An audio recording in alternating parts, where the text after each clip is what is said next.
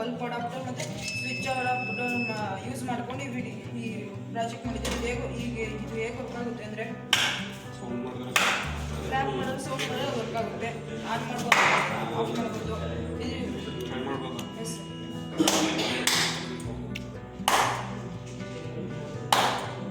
ಇದು ಯೂಸಸ್ ಏನಾದ್ರು ನಾವೆಲ್ಲ ಹೊರಗಡೆಯಿಂದ ಮನೆಯಲ್ಲಿ ನಿಂತ್ಕೊಬಂದರೆ ಆ ಸ್ವಿಚ್ ಮುಟ್ಟಿದ್ರೆ ಏನೋ ಕರೆಂಟ್ ಹೊಡೆಯೋ ಚಾನ್ಸಸ್ ಇರುತ್ತೆ. ಅಕಸ್ಮಾತ್ ಏನಾದ್ರು ಸುಮಾರು ಜನ ಕರೆಂಟ್ ಡೇ ಆಗಿದ್ದಾರೆ, ಅದಕ್ಕೋಸ್ಕರನೇ ಪ್ರಾಜೆಕ್ಟ್ ಮಾಡಿದ್ದೀವಿ. ಮತ್ತು ಎಲ್ಲರೂ ನಾವೇನಾದ್ರು ಮಲಗಿರ್ತೀವಿ, ಆ ಟೈಮಲ್ಲಿ ಇದೊಳಕ್ಕಾಗಲ್ಲ. ಸ್ವಿಚ್ ಕ್ಲ್ಯಾಪ್ ಮಾಡಿದ್ರೆ ಆಫ್ ಆನ್ ಮಾಡ್ಬೋದು, ಇಲ್ಲ ಆಫ್ ಮಾಡ್ಬೋದು ಸರ್. ಅದಕ್ಕೋಸ್ಕರ ಈ ಪ್ರಾಜೆಕ್ಟ್ ಮಾಡಿದ್ದೀವಿ.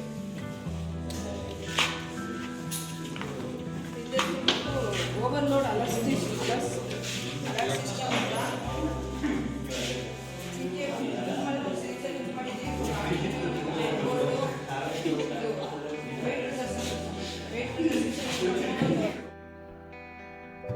ನನ್ನ ಹೆಸರು ಸಂಜಯಗೌಡ ಜಯರ್ ಅಂತ. ನಾನು 9ನೇ ತರಗತಿ ವ್ಯಾಸಂಗ ಮಾಡ್ತಾ ಇದ್ದೀನಿ. ನಮ್ಮ ಶಾಲೆ ಬಂದು ಮೊರಾರ್ಜಿ ದೇಸಾಯಿ ವಸತಿ ಶಾಲೆ ಕೋಟೆಬೆಟ್ಟ.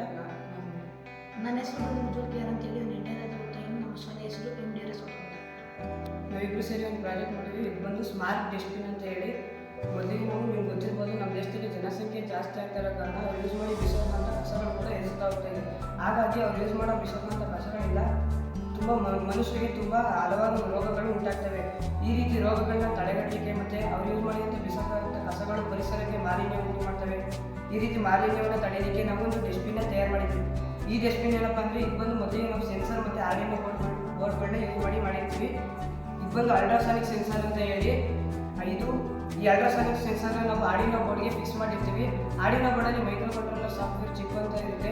ಆ ಸಾಫ್ಟ್ವೇರ್ ಚಿಪ್ಗೆ ನಾವು ಪ್ರೋಗ್ರಾಮ್ನ ಇನ್ಸ್ಟಾಲ್ ಮಾಡಿರ್ತೀವಿ. ಹೇಗೆ ಅಂದರೆ ಯಾವುದಾದ್ರೂ ವ್ಯಕ್ತಿ ಅಥವಾ ವಸ್ತು 45 ಸೆಂಟಿಮೀಟರ್ ನಿಯರ್ ಈ ಸೆನ್ಸರ್ ಹತ್ರ ಬರ್ತಿದ್ದಂಗೆ ಈ ಸೆನ್ಸರ್ ಆಟೋಮೆಟಿಕ್ಲಿ ವರ್ಕ್ ಆಗಿ ಡಸ್ಟ್ಬಿನ್ ಓಪನ್ ಆಗುತ್ತೆ. ಆಗ ಹ್ಯೂಮನ್ ಬೀಯಿಂಗ್ಸು ಈಸಿಯಾಗಿ ಕಸ ಹಾಕಿ ಹೋಗ್ಬೋದು ಅಂತ ನಾವು ಈ ರೀತಿ ಒಂದು ಇದನ್ನ ಮಾಡಿದ್ವಿ.